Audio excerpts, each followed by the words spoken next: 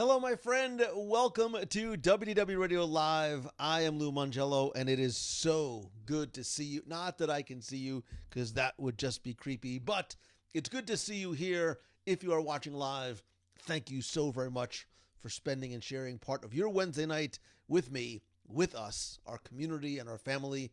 If you're watching on the replay, don't forget to join us here every Wednesday, 7:30 p.m. Eastern. And also turn on notifications so you don't miss a thing, because you never know when or from where I may go live, possibly from a Disney park or Springs or restaurant in the next few days. I have been here. Thanks to everybody who watched last week when we were live from Avengers Campus in Disney California Adventure. Notice that my smile gets a little bit wider when I talk about it, not just because of the shawarma or the cozy cones or the chimichangas. It's really sort of a combination of all three. But man, that is still it is still one of my favorite places to go and vacation, and of course snack. So a lot to talk about tonight. I was trying to decide, should we? I was going to take you to Galaxy's Edge because I've been in obviously a Star Wars mood after coming out of Celebration. Thanks again to all of you who watched our live broadcasts and followed my stories and posts on Instagram. And if you were in the audience for our live recording, thank you, thank you, thank you. That meant the world to me that anybody showed up, because there was so much going on. And then when I saw that we were up against the Bad Batch season 2 panel, I was like, we need a smaller room because it's going to be cavernous in here, and it wasn't. And I'm grateful for that. I hope you enjoyed the recording that went up last night about living your Star Wars story, Star Wars in the Disney parks. Huge thanks. Obviously, I could not have done it without Nicholas. No, that's not true, because I did do it without, and I'm just going to give him so much guilt. Thanks to Becky Menken from Mouse Fan Travel and Ryan Donahoe from theforcecast.net. That was a lot of fun. And man, there's a lot to digest from Star Wars Celebration 2 in terms of so much that is coming out on Disney Plus primarily. We didn't hear anything about movies, which was interesting.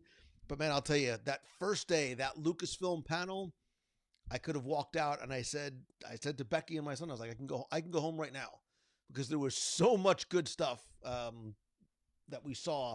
And watching John Williams conduct an orchestra live in person is something I will never, ever, ever forget. And I know he does it sometimes, or he has done it in the past, in places like the Hollywood Bowl, but that will probably be my one and only time. And that was a gift. Amanda says, I listened to the new show today and I loved it. Thank you.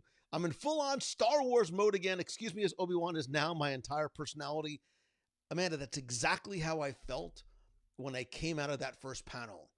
Something about Celebration this year absolutely rekindled in me this excitement and this fervor, and dare I say this love for Star Wars again. Obi-Wan Kenobi has always been sort of my go-to character. He was always the one that I sort of identified with most closely, especially the Alec Guinness, that very calm, very sort of, I'm not saying that that's who I am. It's sort of who I want to be. That sort of very calm, reasonable, wise mentor who cares so much about others. And I love and this is this, I have not watched episode 3 yet, and there will be no spoilers at all for anything tonight. If you want spoilers, you know exactly where to go, as I'm sitting here trying to find the spoiler support group logo, which I can't do it, but go to the spoiler support group at www.radio.com/spoilers. That's where you can talk all things Obi-Wan or the Descendants or High School Musical, the sequel, whatever it's called. That is the place to talk about spoilers. But we don't have new. I know. I need Jason. I got to get the new spoiler support page Obi-Wan banner as up as well. Seeing John Williams come on stage gave me chills. It is such a treasure. Absolutely. A lot of love in here for Grogu as well. Always, Obi-Wan and Ahsoka have always been the two I have related to the most. I have to put, somebody please remind me, I'll put this question, or you can put this question, somebody put this question in the clubhouse. What Star Wars character do you relate to most and why? Somebody just send me a reminder and I'll post that when we're done here. I'll be very curious to hear answers, not just about who, and it's, again, it's not who you love, but who you relate to the most, because those could be two very different answers. You might love Princess Leia, but you might relate more to, I don't know why you'd relate to Captain Phasma, but you might relate more. You might relate more to Jar Jar Binks. Why, I have no idea, but it could absolutely be it. And I think you make a great point, right? We've been sort of in Marvel mode. I'm the same way. I've very much been in Marvel mode for the past few years, back in Star Wars mode. I love the fact that we are able to sort of bounce back and forth between not just the two, it's really the three, right? It's Disney and it's Marvel and it's Star Wars and this big sort of trifecta. And I lump Pixar into the Disney umbrella. But that's one of the beauties of it. And it's why, thank you for the segue, it's why tonight I said, rather than talking about Star Wars specifically, I walked away from Celebration just sort of saying to myself, God, man, how did you possibly eat a chimichanga and a cozy cone at the same time? It can be done. I'm living proof. But then I also said to myself, self, why are you talking to yourself? Then I said to myself, man, Disney Plus has done a remarkable job in terms of not just sort of putting out and sharing Disney, Marvel, Star Wars content, National Geographic, etc., Hulu content, but it's done such a remarkable job with their original programming. Even so, in the past 6 months, and that's why tonight, wait, I need to put my glasses on so I can actually see this. That's why I thought tonight we would talk about what we have received from Disney Plus, and I'll sort of rank my top 5, and then look ahead. And I'm going to ask you, I'll post it, a list in the clubhouse or a poll in the clubhouse. We'll talk about which ones you are anticipating most. Before I forget, though, I did bring someone back for you from Star Wars Celebration. I feel like Jon Favreau when he leaned up under the desk and grabbed him. I don't have the exact same real one, but what I do have for you is this. Now, if you're not oohing and ahhing at home, you should be, because this little guy was the star of Star Wars Celebration. This is the Star Wars Celebration 2022 exclusive Grogu figure, limited edition, diamond collection, add more things and superlatives here. He was only available at Star Wars Celebration. It was Black Friday every morning. Cats and dogs living, it was chaos. It was chaotic. But everyone was allowed to purchase, if you were able to get there on time, you were able to purchase one of these shiny little glittery Grogu figures. And unlike a large percentage of the people who were there that walked outside, took their phone, snapped a picture, and put them up on eBay, and I saw ones go for $400-500+, I brought mine home for you. I am not going to put him on the Funko shelf. Instead, I'm not giving him all to all of you, but I'm going to give him to one of you. You don't need to answer one of my stupid trivia questions. You don't need to do very much. All you need to do is go to Instagram.com/Lou Mongello. You will see on, I think it's my latest post there. It's simple. Like, you like and you follow and you tag somebody, and that's it. And a week from now, I will randomly select someone to receive this limited edition Grogu Funko Pop. Even if you're not a Funko Pop fan/collector, he is a cool little dude to add to or begin to for your collection. So, Jim, I wish I could have brought back the hundreds of them for all of you. Unfortunately, I could not. Like I said, these were very, very much the hot ticket at Celebration. So I chose not to put mine up on eBay and instead give one of those to one of you, a member of my family, and send Grogu to a good home. So he is in hand. I do have him ready to go, and Grogu can be yours if you are drawn next week. Okay, back to what we were talking about before. Becky says, mine is going up on my shelf. Um, yeah, Becky knows the chaos that was the Star Wars Celebration store. We did run a 10K for those. It was a it was a wonderfully exhausting few days and a little chaotic, but it was wonderful. Would I rather wield a lightsaber or a keyblade? A lightsaber any day of the week and twice on Sundays.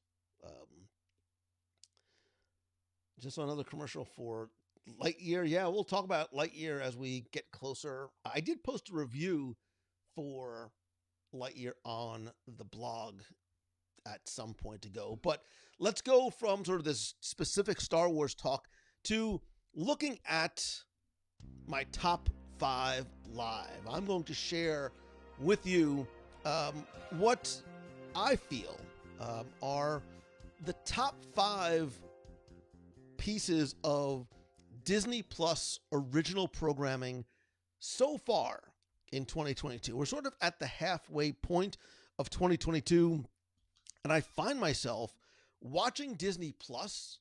Again, I don't watch a lot of TV. It's usually late at night, right before I fall asleep, or specifically to catch up on certain shows, like one that just came out, and one that was very, very surprising to me. So I'm going to share with you my personal, Becky says, Lou takes his lightsaber wielding very seriously. Yes, it's a very, I frightened Becky with my face as we crossed swords on the on the show floor. If I didn't look so fat, I would have posted that picture somewhere. Anyway,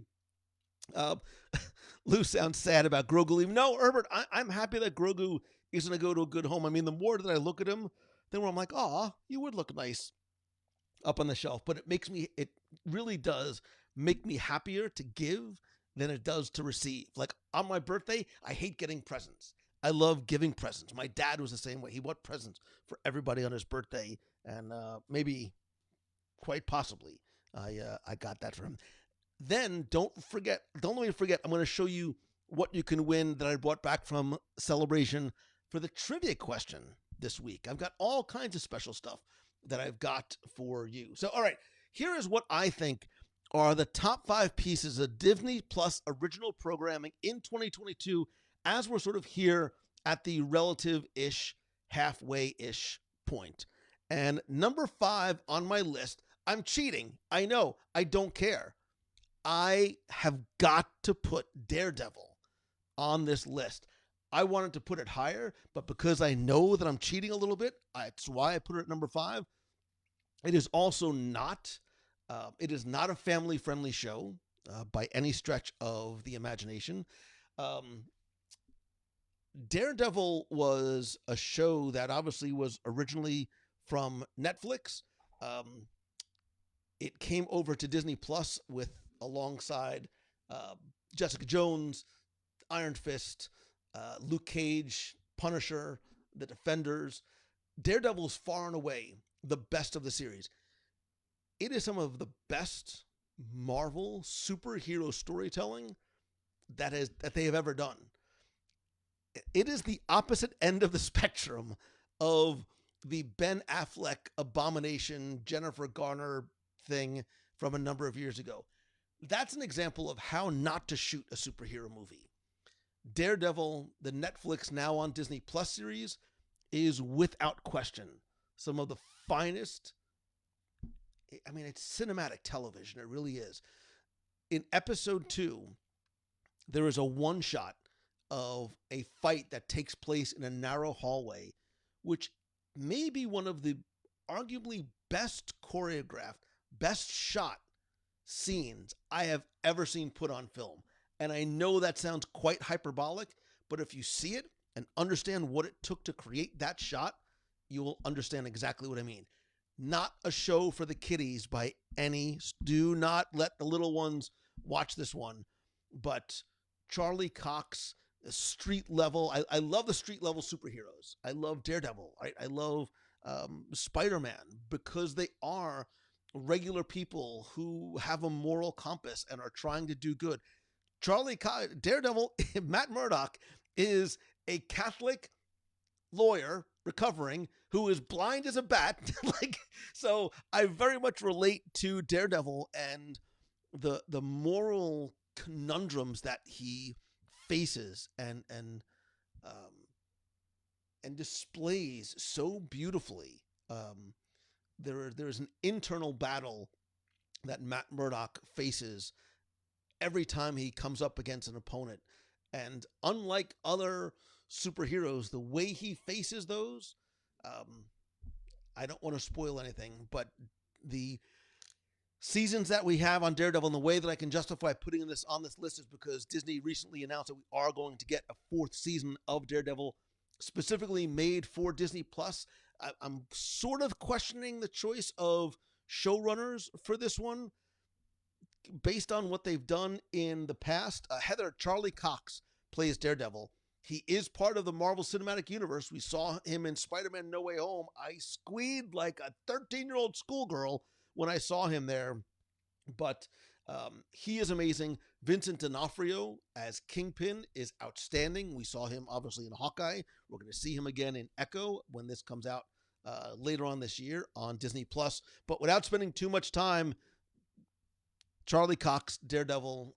If you don't mind something that's a little bit more mature, without question, it's number 5 on my list. It very much could have been. It could have been number 2, possibly number 1 on my list. I love it that much. And if you don't believe me,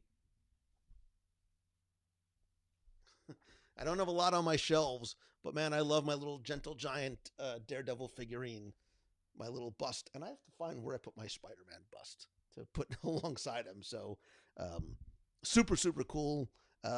If you haven't watched it, check it out. So number 5 on my list is Daredevil. Number 4 is going to probably surprise you in terms of how did he go from Daredevil to this? Jeremy Goff knows that hallway fight was beyond amazing. I'm going to go from Daredevil to We Feed People. And you're like, what? How did you make that switch? We Feed People is a story, an amazing story of Jose Andres, yes, from Haleo in places like Disney Springs, directed by Ron Howard. If you don't know Jose Andres and the work that he does, not in the kitchen, like for guests, but in the kitchens that he creates around the world to help people who are in need, no matter where they are, whether it is in Africa, Ukraine, in the United States, for whatever reason, there are people who need help. You see that he is literally there with his World Central Kitchen, feeding people in need. The tagline is changing the recipe for relief. This is somebody who doesn't just put his money where his mouth. He walks the walk, and he is on the ground. And Ron Howard did a remarkable job. You absolutely need to watch We Feed People. It is one of and again, it's shot so beautifully because it is one of those National Geographic films, which if you have never clicked on that section of Disney Plus because you're so easily distracted by the Star Wars and the Marvel and the Disney, you're doing yourself a disservice, because I could easily do a top 5 National Geographics segments and series that are on there. And as we look to things that are coming later on this year, there are more than one that are on my list that I'm looking forward to. But take 90 minutes or so and without a doubt, check out We Feed People. Next on my list, I am admittedly shocked that I put it on my list. I have no idea how this made my list, because when I saw it announced, I immediately dismissed it. Like, this is not my thing. I never watched the original show. It looks ridiculous. I don't know why. Like, what's the why? Why is this being made? I've not watched it once. I've watched it twice. Chippendale's Rescue. I know, like, Chippendale's Rescue Rangers is so funny. I watch it almost out of curiosity with my son. And then a day later, my daughter had just the rare occasion she happened to be around. Says, you've got to just see the first few minutes of this because it was so self-aware, so irreverent, so self-mocking. I said, how did Disney possibly do this? It's also, it's cheeky. Let's just say that it's a little bit cheeky. I'm saying it's hilarious. I love it. Here come Rescue Rangers. It like, right? I laughed so hard. Caleb Joshua Hill, I know you were like petitioning hard for Rescue Rangers long before it came out. I apologize for dismissing this as quickly as I did. It is very funny, not just for kids, but for adults as well.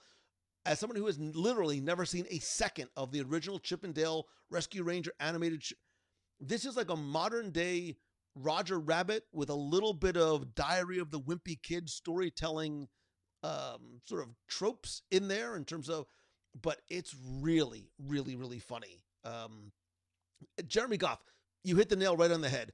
I don't know why Disney has a problem sometimes making good trailers that don't seem to do the movie justice. I applaud Disney for not sort of giving away too much in the trailer.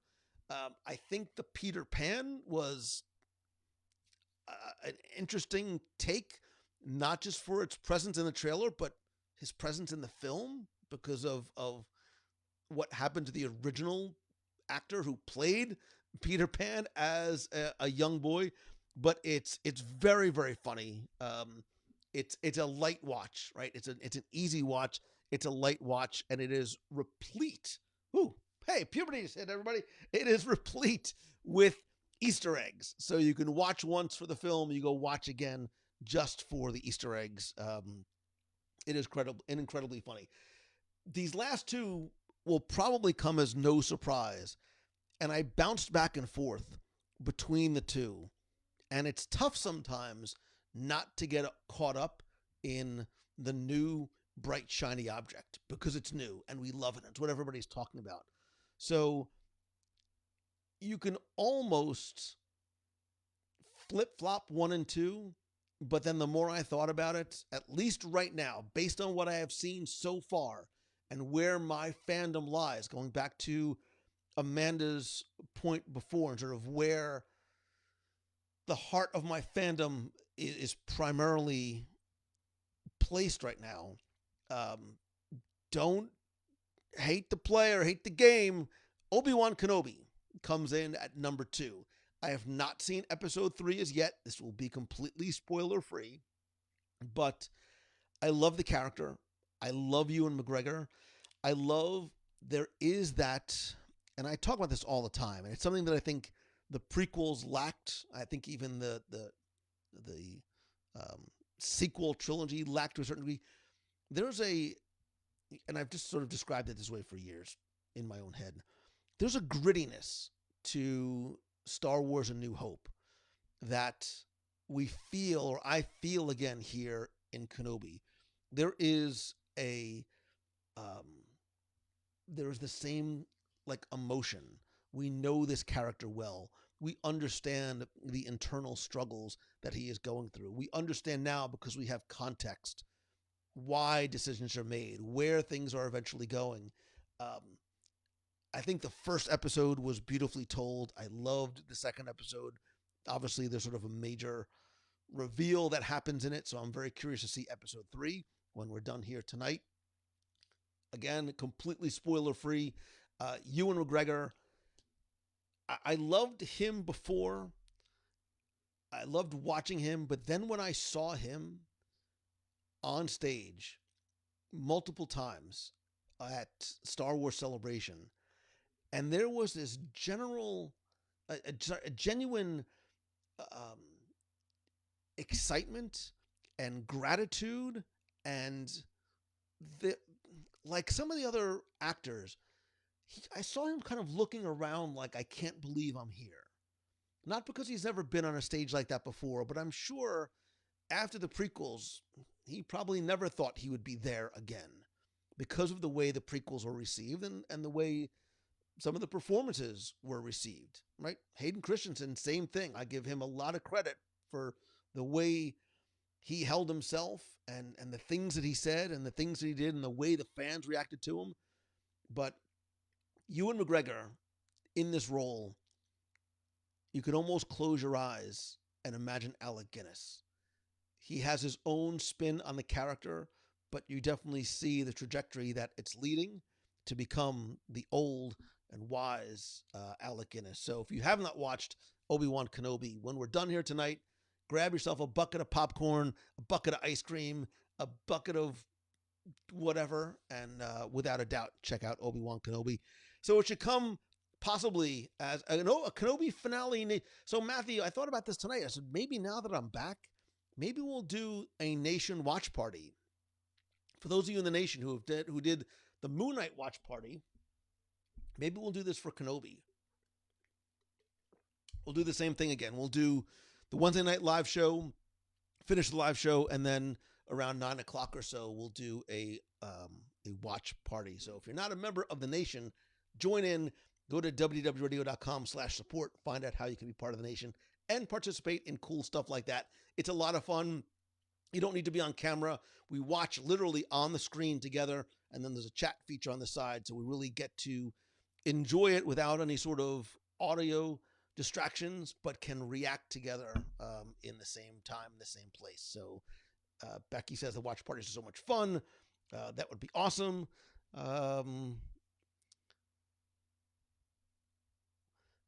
Amanda says, I think I told you this, and Hayden seemed to be moved completely and appreciative, a little in awe to be back and welcomed, without a doubt. They both did. They certainly both did. That event and being in the room, watching those, when you saw some of the panels and some of the faces on the performers and the way they looked at the crowds and the way they looked at each other, you can see that it is not just a job for them. It clearly means something more. Jeremy Goff says, Mephisto, finally, could you imagine? This is where we get Mephisto. We're going to get Mephisto in episode 4 of Obi-Wan Kenobi.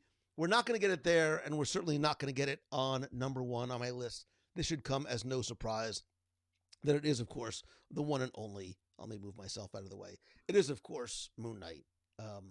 I think, again, forgetting the character, forgetting the storytelling, if Oscar Isaac doesn't win something or everything, it's a crime. It's a crime. How he was able to portray different personalities at the same time so convincingly, so emotionally, combined with a unique character set in a very different location, the portrayal of the modern and historical Egyptian culture, which, as you know, I love so very much, aliens. I loved everything about Moon Knight. I loved everything about this different character, this very unique villain/villains, the way the story that was told, the cinematography, the music, from top to bottom. Like I really, the more I watched Moon Knight, the more I loved Moon Knight, and the more I wanted to learn about Moon Knight, and that's what. So Becky even said, I didn't have high hopes for Moon Knight. Then I saw it, and wow, so many people almost dismissed it because we didn't know who Moon Knight was, right? We had no idea. A lot of people never heard of Moon Knight before. I knew very little about the character until I talked to a friend who worked from, well, you heard him. I don't know if he talked about it on the show, but when I asked a friend of mine, who would you love to see on screen, like in a heartbeat, he's like, Moon Knight. And I don't think he knew ahead of time, but I see why. And I see how faithful the Disney Plus retelling of the character story is to the original source material. It only makes me wonder where this is going next. Kira says he was so unique. Every episode drew you in more and more into the story. The acting was superb. The performance was amazing. I'm curious to see, especially based, if you haven't seen it yet, on how the series ended as to where the characters go next. Because Moon Knight's story clearly is not over. Now, there's certainly some things that were left off that list, right? So here's my list. Daredevil, We Feed People, Chippendale Rescue Rangers, Obi-Wan, and Moon Knight. There was a lot of other original programming that came out that did not make the list. Was there something that I left off that you think should have been on this list? Was there something here that you think was one of your favorites? Now, it's not something that carried over from last year, which is why there's no Book of Boba Fett. There's why there's no Mandalorian. There's why, excuse me, there's no Hawkeye. Not that I think Hawkeye would have made my list, in all fairness. Hawkeye was not my favorite. I'm curious to see where Echo goes next. What else would you have liked to have seen on the list? Again, of things that were released on Disney Plus exclusively, right? Not a movie that was sort of in theaters and then came to Disney Plus. What else would you like to have seen? Whoops. Hey, now. What else would you have liked to seen on this list, or what did you really enjoy? And maybe there was something that I missed in the National Geographic section, or even in the Star Wars section. Jason Acera says, I love the sketchbook series. Getting insight into the artist's thoughts behind the iconic characters is fascinating. I do like a lot of those short behind the scenes and behind the characters that we get on both the Star Wars side and the Disney side. Karen says, Turning Red. So I will admit, I did not see all of Turning Red. I saw part of Turning Red. It did not sort of rope me into the story, and I sort of faded away kind of quickly. I'm possibly doing that movie a disservice, but I do need to see it just so I can say that I have. Turning Red, big release for Disney Plus, seems to have been fairly well received. Turning Red was great, says Tim Brown. I have to see it. Was Luca 2022? Did Luca come out in 20? I thought Luca came out in 2020. If Luca came out in 2022, then I am a bad person, and I think it came out in 2021. Yes, Luca came out in June of 2021. Whew. Yeah, so a couple of people said they didn't care for it. Turning Red didn't get the credit it deserved. I have to add it to the list because I am a bit of a completist and I need to sort of give it its due. But let's look at, so a couple of people are talking about Torn on Nat Geo. Let's look ahead, right? Let's look ahead at what's coming. This is not a full list of what's coming on Disney Plus in the second half of 2022. Not a full list of all the unique programming content that is coming to Disney Plus in 2022. You want to talk about a streaming service that delivers what fans want in spades and almost to a point of excess. Like, there's so much good stuff to choose from. I don't even know how many are on here. What is there, 50 maybe or so different pieces of unique programming that's coming? I highlighted some of my favorites. Ms. Marvel comes out in just a few days. I can tell you that I have watched the first few episodes of Ms. Marvel. I gave a very non-spoilery, social-ish review. I will save it until I am allowed and the embargo is lifted. But it's a great introduction to Kamala Khan. Again, a character I think a lot of people who are not comic book nerds probably don't know about. It really takes its time.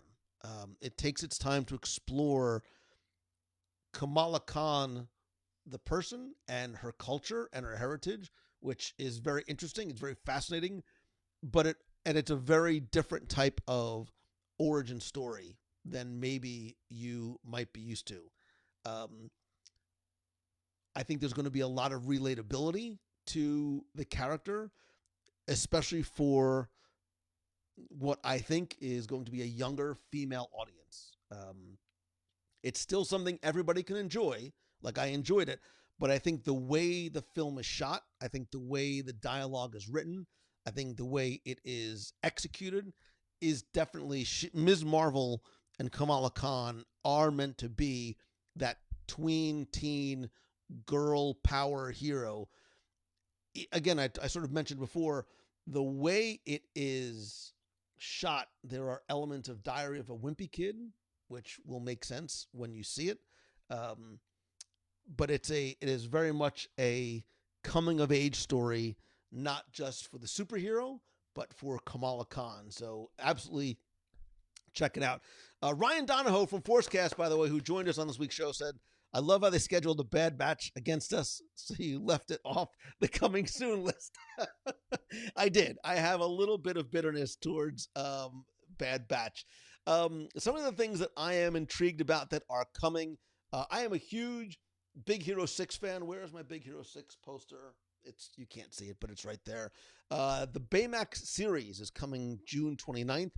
She-Hulk, Attorney at Law, now with better CGI. For those of you that did not like the CGI in the trailer, give me another superhero in the Marvel Universe that is an attorney. I'm very, very curious to see She-Hulk. I love that Hulk will be in there as well. We saw the previews for Andor, which comes out August 31st. That looks amazeballs. Like, I'm very, very intrigued. I will tell you, I came out of Star Wars Celebration and I leaned over to my son. I'm like, when we go home, I need to watch episode 1, 2, and 3 again, but I need to watch Clone Wars, at least the arcs that I need to watch. I need to maybe watch Rebels because I want to have a basis of knowledge and familiarity with some of the characters that we are going to see coming to the small screen on Disney Plus. Hocus Pocus 2. Who doesn't love Hocus Pocus? Nobody's raising your hand. Disenchanted. My family and I, we loved Enchanted when that first came out. So I'm looking forward to seeing Enchanted 2 around Thanksgiving. I'm curious to see Willow on November 30th. I have very little recollection of the original film. That's another one that I need to see as well. I put Pinocchio live action on here, and I honestly haven't seen the trailer yet. Right, I've seen a couple of screenshots from it, but there's a Tom Hanks factor, and I love the Pinocchio story. I'm going into this with high hopes and personal low expectations because the recent live action films have not resonated with me. I did not love Beauty and the Beast. I didn't see all of Cinderella. I didn't watch Lion King. I didn't see Pete's Dragon because I don't want to cry again. I haven't seen Dumbo. And again, that's on me, but I'm very curious to watch Pinocchio. Becky, don't make it weird, please. Limitless with Chris Hemsworth. I know exactly what Becky is saying because she talked about Chris Hemsworth's mosaicked out rear quarters from the trailer way too often over the past week. But I like Chris Hemsworth, and I'm curious to see what Limitless is like. I love Night at the Museum. I'm not saying it is Shakespearean writing, but I love just the simple fun and the history in Night at the Museum. The Kamun-Ra rises again later on this year. Peter Pan and Wendy live action. Again, little bit of yikes, but Peter Pan's my guy, so I'm curious to see it. And same thing with Zootopia. I like Zootopia. I think it's a good background movie, meaning I won't necessarily sit down and watch it beginning to end, but if I'm doing something else, it might be one that could play in the background. I'm curious to see what Zootopia Plus is. Night at the Museum, Matthew, I believe is a film. I do not believe it is going to be a series. Please correct me if I'm wrong. But this is what is coming, at least on the slate now, for 2022. We left off things like Cars on the Road. We left off things like, there was something else that looked interesting to me. No, not Dancing with the Stars, not Trevor the Musical. I don't remember. There was another one that I was like, oh, do I put it on here? Do I not put it on here? Marvel's What If Season 2, I should have obviously highlighted that one as well. And the 3 Men and a Baby remake. Can you really remake 3 Men and a Baby? Should you remake? You can't remake a Steve Guttenberg film. I think there's something just in some sort of sacred texts about not remaking a Steve Guttenberg film.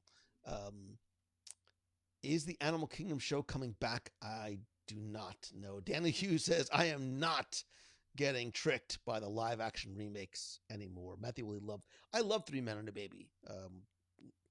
I don't even want to know what year that first movie came out. We're going to show how old we really are. So this is what is ahead. This is what my list was of the things that I loved in 2022 so far. I will put a poll up in the clubhouse when we're done with the show tonight. I want to hear your thoughts in terms of what you loved best. And again, not kids, adults, please, please, please go and do yourself a favor. If you love dark and gritty and well acted, street level, it's not flying through the air, superheroes. I can't say enough good things about Daredevil. Sue says it depends on who they choose for the Three Men and a Baby. Chris Hemsworth, and Chris Evans, etc. She's good. Yeah,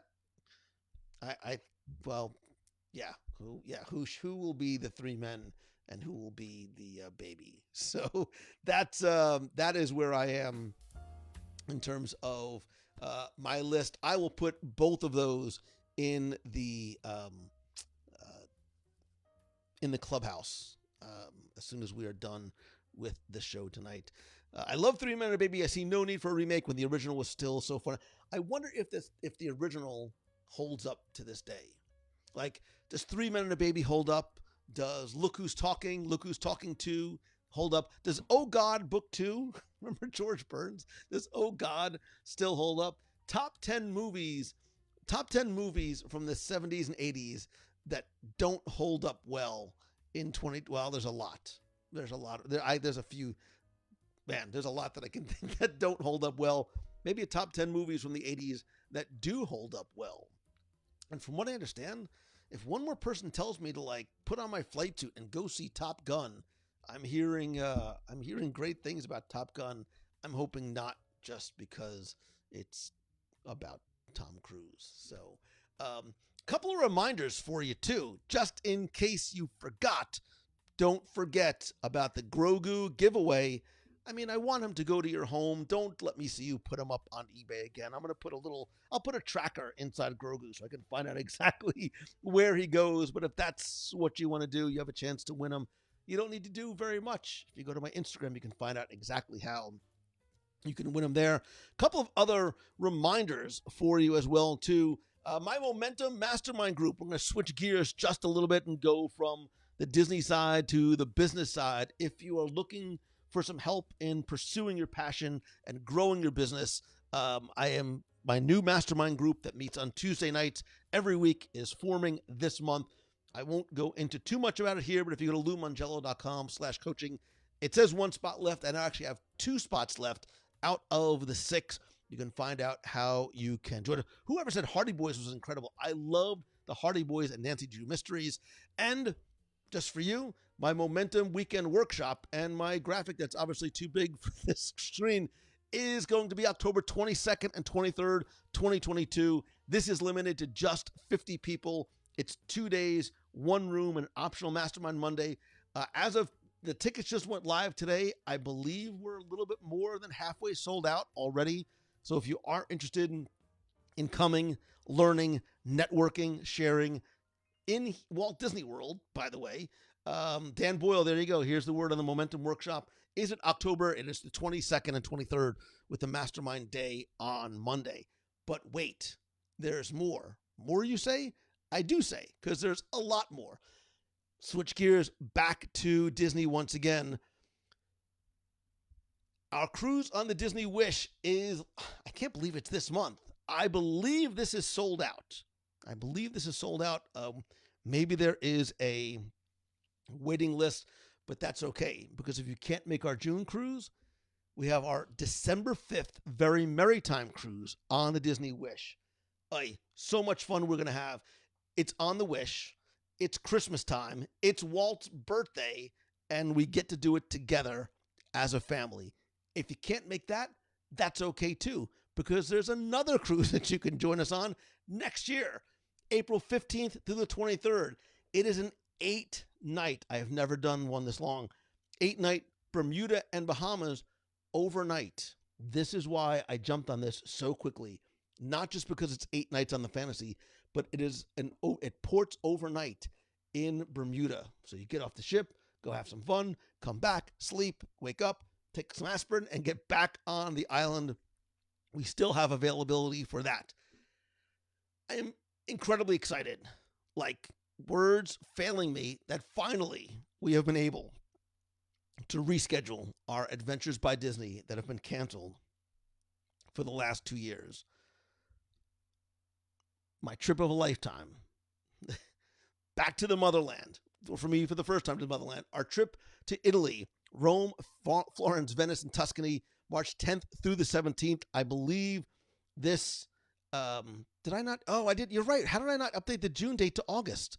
Oh my gosh. Becky, I used the wrong thing.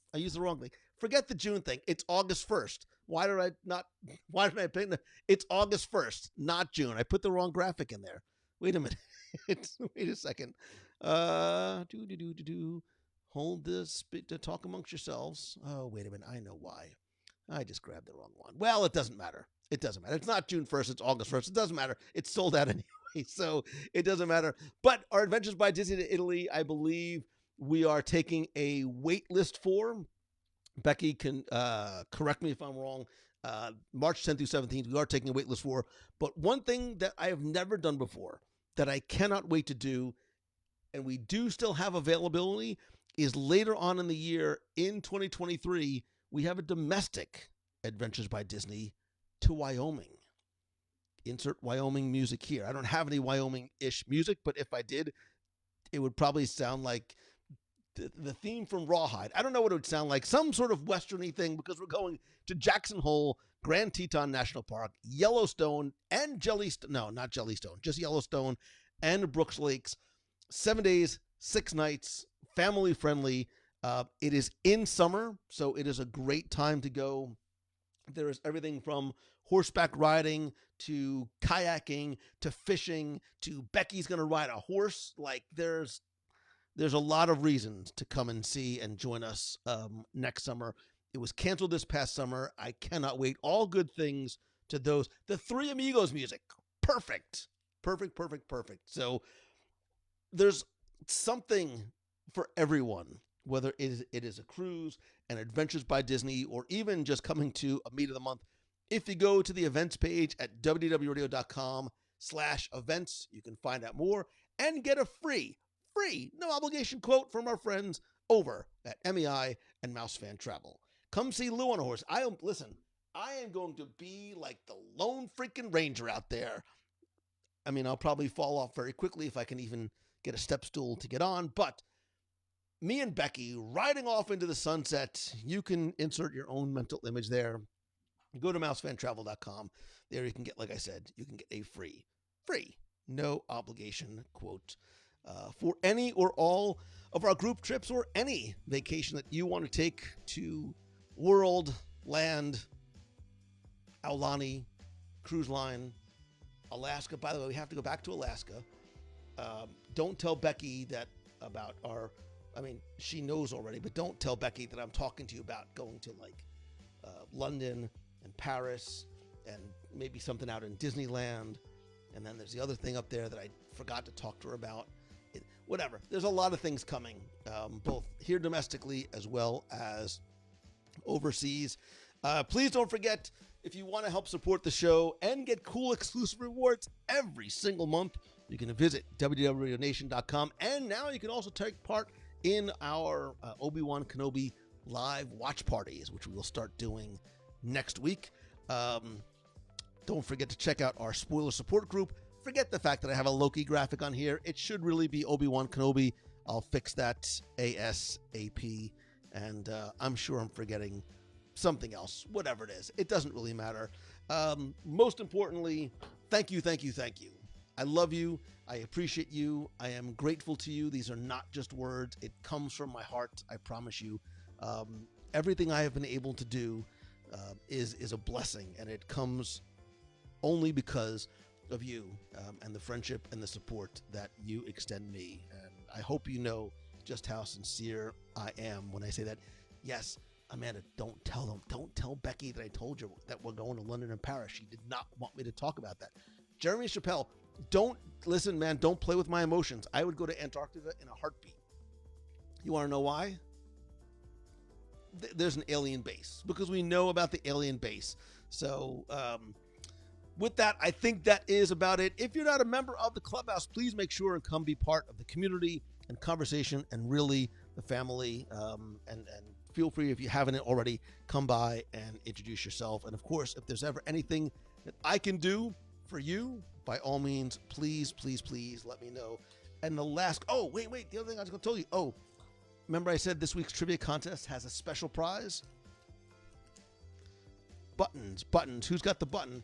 These are some very cool buttons from the Book of Boba Fett, which are out of focus, doesn't matter. And from Mandalorian, these will be part of the prize package from this week's trivia contest. Now, all I ask that you do, doesn't have to be right now. You could wait until tomorrow. Go out there, choose the good, be the good. Be that positive light that you want to see in other people. I promise you, positivity is contagious. I love you. I appreciate you. And I look forward to seeing you again very, very soon. So until next time, see ya.